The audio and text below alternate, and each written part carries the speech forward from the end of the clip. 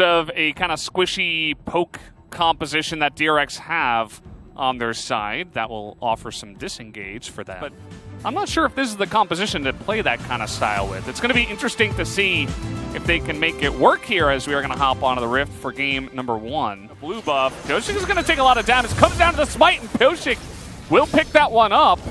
And with the priority in the top side, you can see that Kana's kind of getting baited into this fight.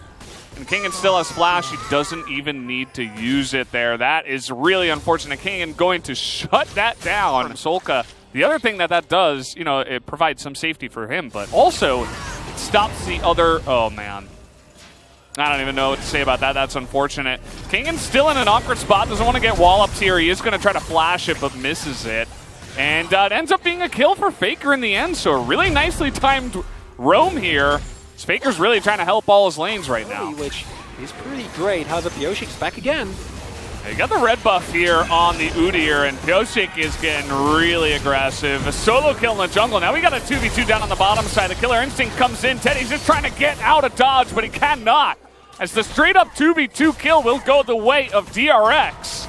And now Becca just trying to body block here. He's got the stun coming up. It doesn't look like he can quite edge out that second kill, but still a nice win for the bottom lane of DRX. It's a bloodbath, and of all people, Teddy and Carry are not ones you expect to lose lane, and T1 as a whole looking a little bit more shaky here. And we did see Kuz able to take the Rift Herald. I'm pretty sure that's why Kana was so low, possibly some poke coming through air. We'll be able to march towards that top side. A dive on King and could set up a first turtle blood here, but Magana already being used. Still going to come out here, gets that stun down and into the wall. He is just stun locked from 100 to 0. That's the kill and the Demolish proc and the Rift Herald that they can use to get an insane amount of damage onto that top turret. He's extending it for T1. I'd like to draw your attention. They have a Dumbmon-esque stat here. Oh, Kingen. Well, he's got his blast this time, but there's such a long lane that there's no reason to. He knows he's just going to get run down by the Udyr, so he just has to accept his fate again. It was looking so doomed before, as now the engage this time around will be Feather Storms. Keria has his Aftershock procced, is going to get the triple knockup, and now a TP coming in here from the Gnar. Well, that's fine. It's 2 flashes. Yeah, he gets the double flash, but at the same time not able to get the stun as, ooh, nice engage here from Keria, trying to get on in now as Bow. But do they have the damage? It doesn't look like it. Now into the turret, the Chaos Storm not actually able to get any consistent damage there. That means that T1 will get out of dodge, although Faker is going to take a shot to the face. And DRX will be able to push this turret now. 2 against Teddy and Carrier now, not to a point where the matchup is a problem. There's a possible collapse onto Kana here. Still with Maganar, but I don't think this is going to end well. Kana's been having a fun time, but unfortunately, there have been some mistakes. And he is a bit out of position, but he's looking to turn it around now. He does not have Maganar, though. They do have the damage to blow him up. Cuz trying to get on top of Pyoshik here, going 1v3, as that hook is going to sail wide. Teddy not able to win that fight on Solka in the river, as Faker looking for the big wallop there onto the Alistair. And he's going to do a nice amount of damage. Bowling Ball will sail wide, and nobody else is going to go down here, just Kana. And that's a painful one, because that means a second Drake hit for DRX. And mounting here for T1, but I think Kingen is in trouble again. Yeah, well, with the teleport coming in here, they are really looking to bully this Jace down. And they're just going to wait until Kana simply pushes the lane. Kingen, no escape for him, and he knows it. Just trying to do as much damage as possible before he does go down. It's going to be on them to really land that pre-fight damage. As already the Drake is started up. The bubbles not really landing. DRX have got a nice spread so far. As the Maganar is going to come out here. DRX may need to respect this. As the Paddle Star going to miss once again. In goes Keria. He actually misses, and they kill him, and the Gnar ultimate hits nobody as well. As they flash away from that one, and now the front to back here from DRX is just huge. As they take down 2 and T1 have to turn tail. They cannot fight this one. Teddy was not able to join this fight. And they're just looking for more, as they want to get more kills here. Feel like the Infernal Drake would be good enough, but okay. They finally give up on that one, and now they're going to take the Infernal Drake. spotted. And the Nara ultimate is one that you can 100% flash away from. It was too obvious of a setup from T1. It might work against a lesser team, but we've seen that DRX, this is where they shine. At the same time, though, if you pick up a Baron for it, it's just Soul Point, not Soul, so that's a trade you'll take as T1. You'll take it. We'll see if they can actually take down the Baron. We have the teleport committed to here by Solka, but with the Nautilus in that brush, that's very threatening for Solka. He's actually going to ult on a Pioshik, so there's no hope of the steal. They're looking for a follow-up engage, but the Meganar is coming on in here. Looks like they want to get in there anyway. DRX really looking to force this as Becca is going to go down. We get the sleep now onto Kana, who is going to have to hop away. And a ton of damage coming in, but the exhaust is pretty huge. Kana this time able to land his abilities, just trying to sacrifice for his team. As Faker is trying to do some follow-up damage, and everybody else is able to get away from there with the Baron buff intact. No, I'm not afraid. Like, we're getting excited. Teddy is not as the teleport. What? Faker's angry, and you know what? No flash available for Bao. That's just a free kill. They're going to get one. No, they don't know where he is. Come on, blind bubble Faker. You can do this. You got this. Because it's pretty fast, but not fast enough. Flash is available. The health bars are already low, and T1 cannot afford to lose this fight.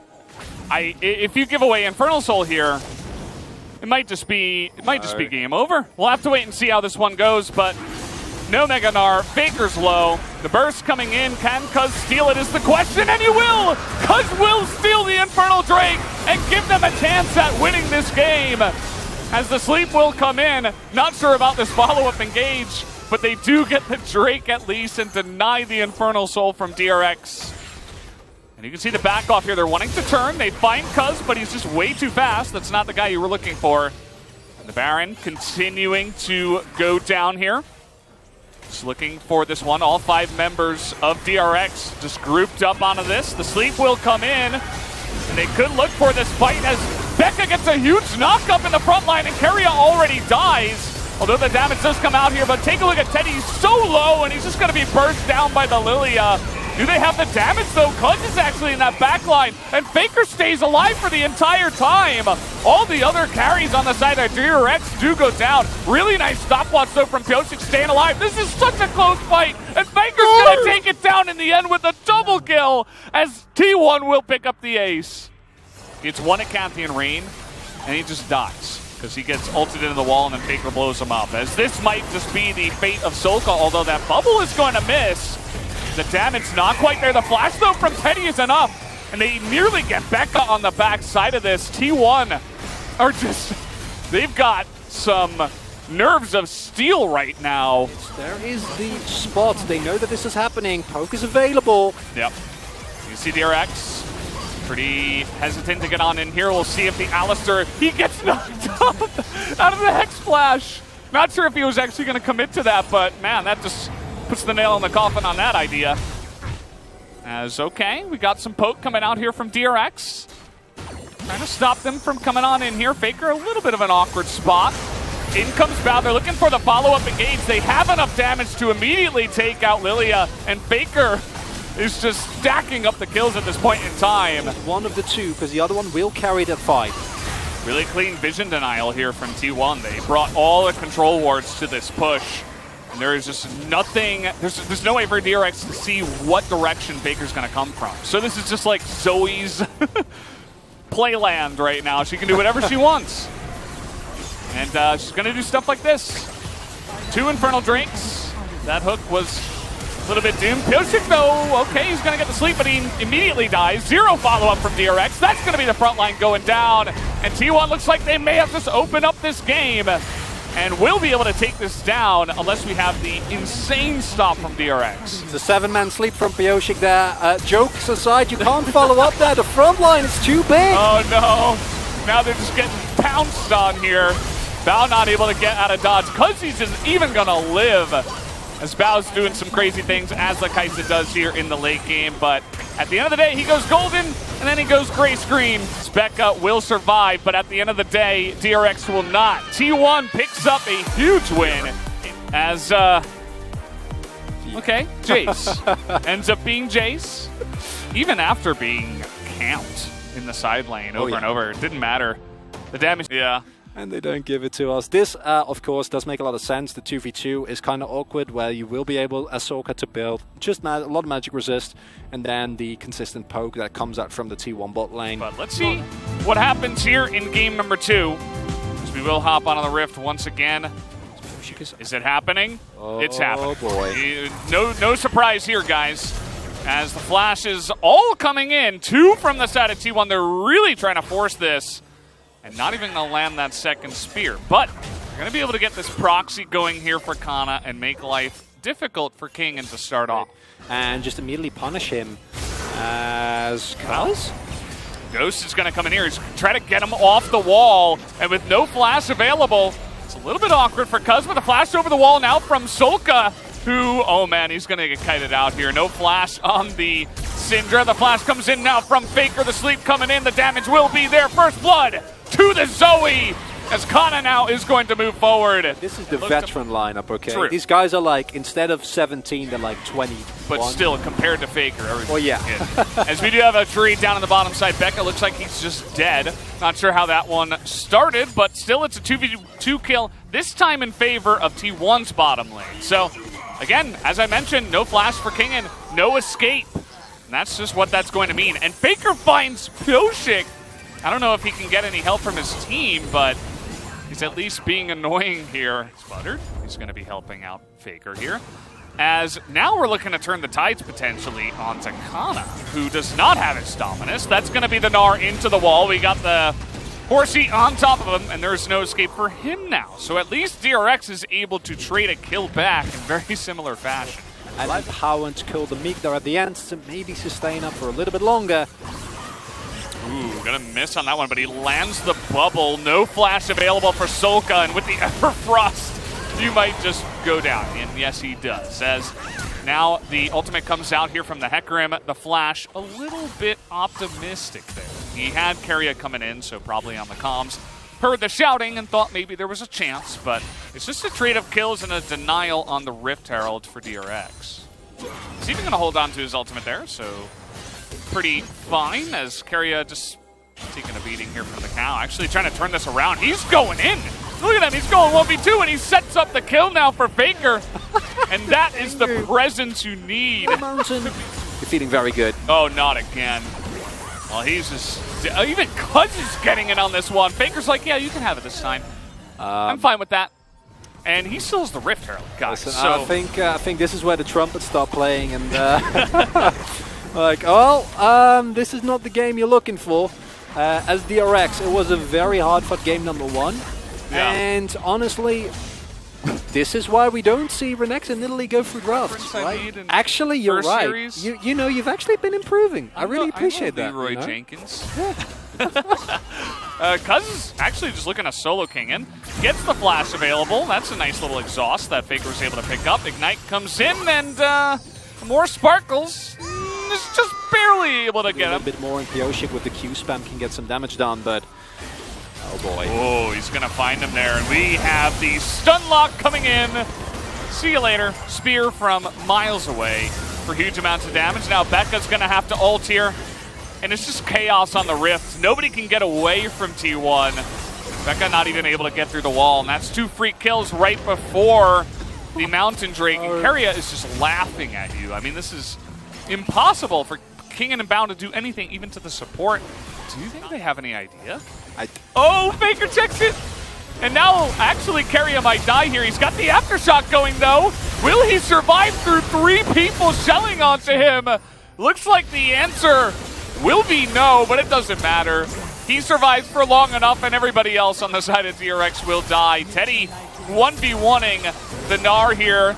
The ultimate does come in, though, but the burst is not there. Faker's able to come in and help him out. And now it's almost a 10,000 gold lead at 24 minutes, as T1 will casually take the Baron. Mood for fun and games. Faker sniffing that one out. And as you said, yeah, collapsing on this Leona.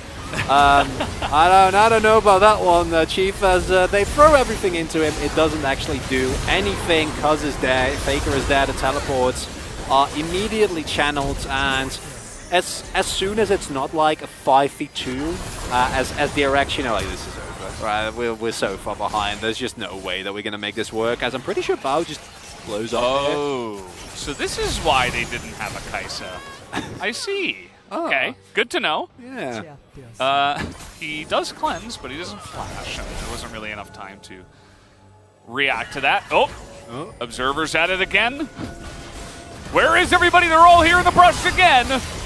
And trying to fight from 10,000 gold down, but it seems like there are enough members of T1 here to get the damage done. The Zenith Blade is going to miss, but it just doesn't matter. They're smurfing him. We got the triple kill for the Xayah. Can we set up the Penta? Penta? Penta? Penta? No. No, this isn't Ruler.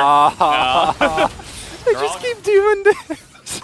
I can't believe it. Oh, trying to burst down Faker. He's got the W flash, and he is going to go down. So they do kill him. And the unofficial Penta comes in, the triple-double. Over to Teddy on the Xayah. So there you go. As their wallets are so incredibly large right now. Stacking up the cash. In goes Kana, finds Solka. See you later. Puts him in the ground. And that's going to do it, guys. 26 minutes is... Let him live. Come on. How long it takes. We have the feathers coming out. We have the spears and all that fun jazz as they're going in for this one. And they do pick up the kill. And as it is fun and games here, Teddy is still looking for kills under the fountain here.